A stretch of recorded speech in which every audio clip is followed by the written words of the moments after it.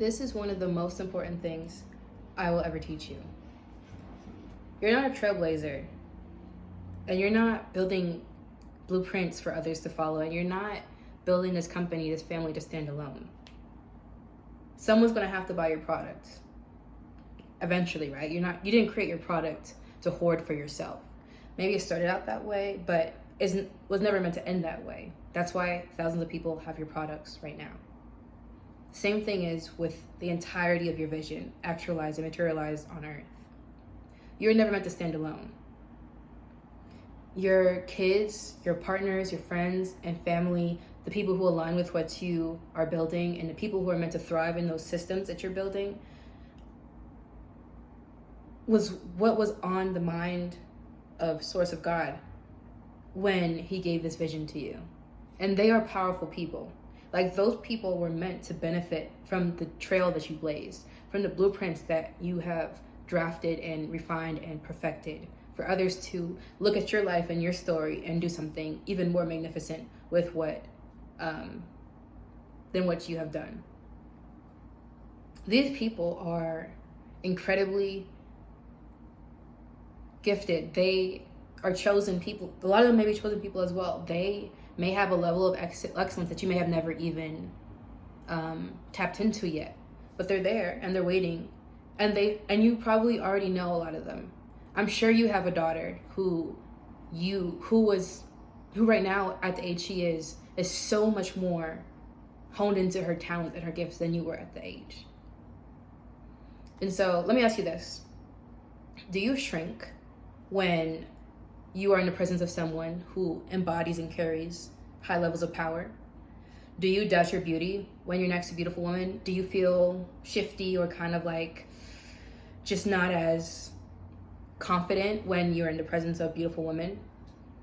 Do you resent women who haven't suffered like you have?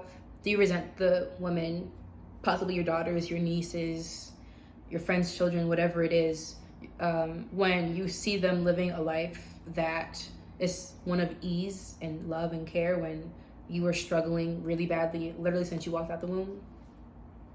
Do you try to snuff out the light of the woman who you perceive as above you? Do you kind of poke at their insecurities? Do you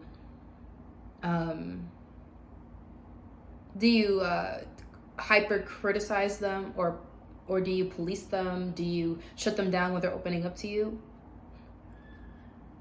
If you do any of those things, this video is for you, but also for the people who haven't done those things, this is also for you. But if you do those things, that tells me that you struggle to exist in the presence of glory, of power, of beauty, of greatness, and that's a problem. It really is a problem.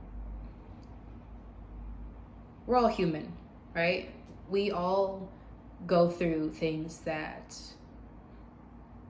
maybe make us feel less confident, maybe make us feel maybe not powerful, and that's okay.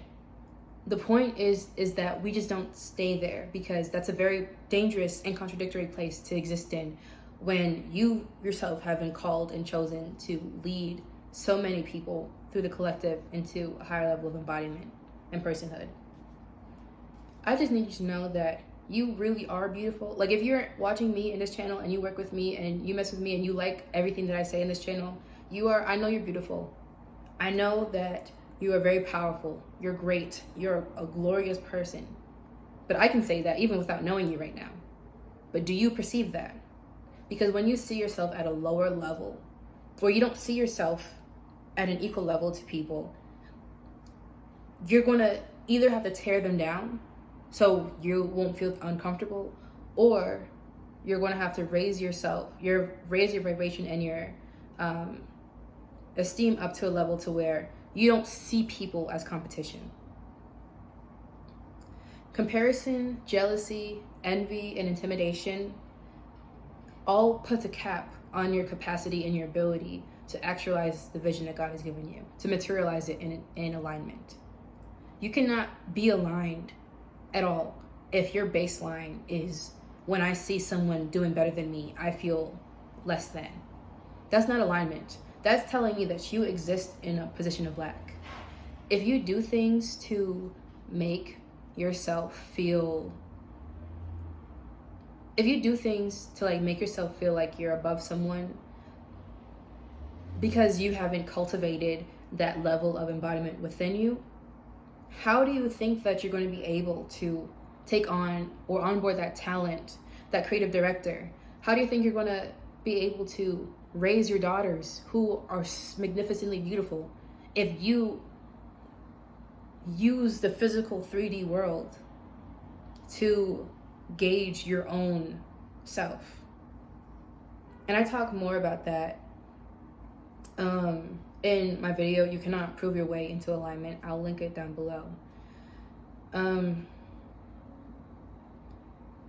The strength of your empire and everything you're building is directly correlated to the quality of the relationships that you foster and that you maintain in your circles. If you can't be around people who need to be around you, who are magnificent, glorious, powerful in their own rights, then those circles and the quality are going to go down. I see this a lot I work with women. I see this so much because I think that's just patriarchy. I think the way that our system is set up, it positions us against each other. But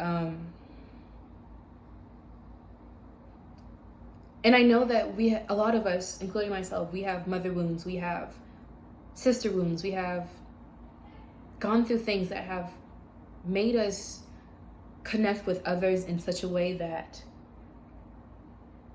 is transactional and also just disingenuous. I don't know, I'm getting kind of off topic a little bit, but the way that the clarity in which you can relate to someone and how truthful you can be and the reason why they exist in your life directly correlates to the strength of your empire and how aligned that you are. So definitely watch the video I just mentioned. You Cannot Prove Your Way into Alignment, because I dissect this in a way better way than I am right now. But the point that I really want you to understand is that alignment is not a thing for you if you cannot stand as a self-generating person. Self-generating person means that this physical reality does not dictate to you who you are. The women who work with me, the women who stand with me, the women who are in my circles, the people in general, men and women, anyone who stands with me, next to me, are people who have cultivated a level of stability to where my beauty, my presence, my power, my glory is not a threat to their own. We only amplify each other. And I want all of us women to get to that place, especially the ones who are the trailblazers, the matrix of the family line, because you will snuff out the beauty and the legacy of your bloodline and also of what you built if you cannot do that. You will literally sell what you've built to keep someone else you could perceive as a threat out of that. You will discard or push people away who are meant to grow with you, who are meant to build with you, because you couldn't handle the mirror that they showed to you because you feel like you're in lack. How are you going to build when the people that God's sending to you, who are powerful in their own right, your nervous system registers it as a threat, your mind registers it as a threat because you feel like they have something that you don't? How can alignment and that kind of lack thinking exist in the same thing?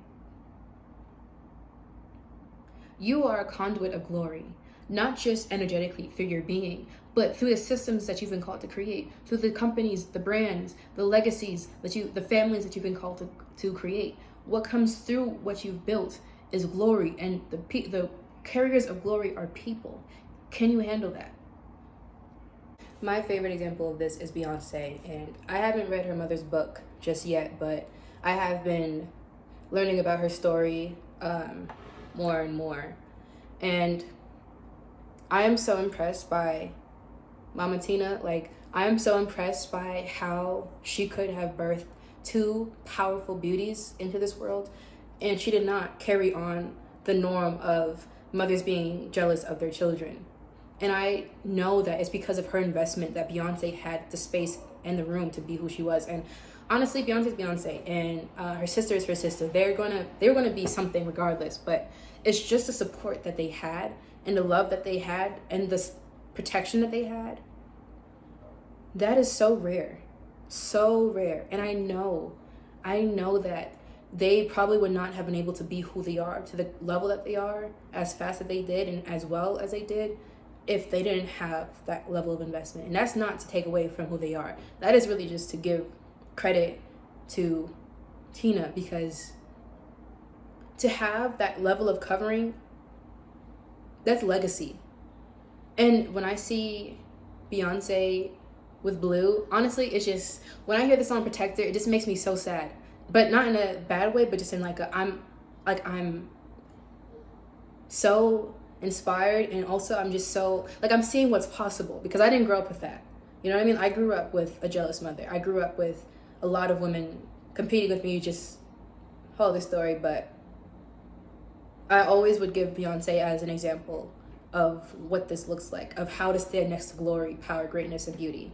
Like, her family is such a perfect example. And even to this day, her and her sisters from Destiny's Child, they still seem like they're still close, it seems like to me. I don't know them, but I don't know. But imagine getting to that height and looking at your sisters as your competitors, or her mother knowing beyond. I know her mother has to be spiritual, intuitive, or something. She knew who they were going to be. Have to at least have some inkling of it to be able to do what she did. But her and her father. But imagine her mother knowing or having an inkling of who Beyonce was going to be and snuffing that out and preventing her from being who she is. Or her looking at Blue and saying, no one can take my spot, no one can be the best. You know what I mean? It's just, that's not what alignment is. We always think of alignment like, oh, let me just do what is the best thing for me. But the best thing for you are the people who are purposed to build with you too. You know what I mean? The mother wound is just so insidious. And the main reason why I'm making this video, because I know a lot of us Black women, we've experienced that. I know we've all, so many, if it's not from our mother, there's some older Black women in our life who looked down on us, who betrayed us, who mistreated us, excluded us, you know, because they were just jealous. And it causes such deep ruptures in our bloodline. This is our curse to break. This is our curse to break. And this will not continue on. This will not continue on to our daughters. This will not continue on through the looks of having favoritism towards our boys, the boys that we raise. This will not continue on through policing women who work for us, who work with us, through our peers. This will not look like sabotaging other women. This curse ends with us. If you lack the capacity to stand in the presence of glory and greatness, you may be farther from God or source than you think so. Because who is God? What is source? Just pure, unadulterated, creative energy. Just pure love. You know what I mean? Ignore that in the background, but if you struggle to stand next to the greatness or the power of a human, that tells me that although you may be strong in seeing your vision, you haven't seen it as much as you may have thought. Because to see the vision is to be close to God. And if you can't even stand next to the power and greatness of a woman or a man, that tells me that your connection to the divine needs to be strengthened expeditiously, however you say it, because how you're going to materialize this vision without that connection and without being able to stand next to power, it won't happen. You might get some success materially, or you might already have that success materially, but I promise you that foundation is weak. It is weak. I promise you. So if you get nothing else from this video, I want you to remember to work on your tolerance for beauty, power, greatness, and talent, and all of those things. Because it's coming. There are going to be people coming into your lives. There are going to be destiny helpers coming into your orbit. There's going to be people coming to work with you. People who might not even work with you, but people who are going to be in your area, who are going to trigger you to greatness.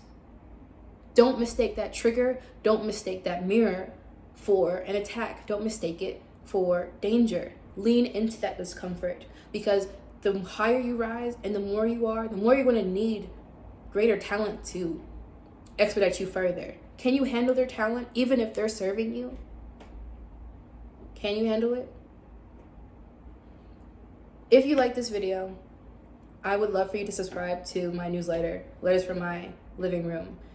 Inside, I send you letters as I feel led to and as inspiration strikes from me directly to you in your inbox, sharing the more behind the scenes, intimate side, or the things or the parts of my videos and content that I've cut out because I felt like it was a little bit too much for my public platforms.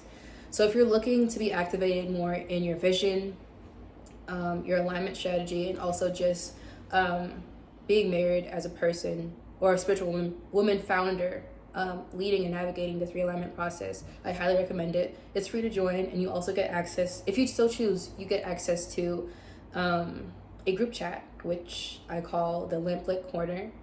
So it's basically kind of like Threads / Twitter, but my own private platform on Telegram. I share sparks of inspiration, in the moment revelations and sparks of wisdom that I receive throughout the day. So you have access to me, closer proximity to me, in your phone, in your pocket. So if that interests you, I highly suggest you subscribe below. And don't forget, I have 4 spots available left for my Aligned partnership. If you want to learn more about it, the link is down in the description. I'll be posting every single day this September. So if you want to stay up to date with everything that I'm doing, subscribe, click the bell, and I will see you in the next video. Bye.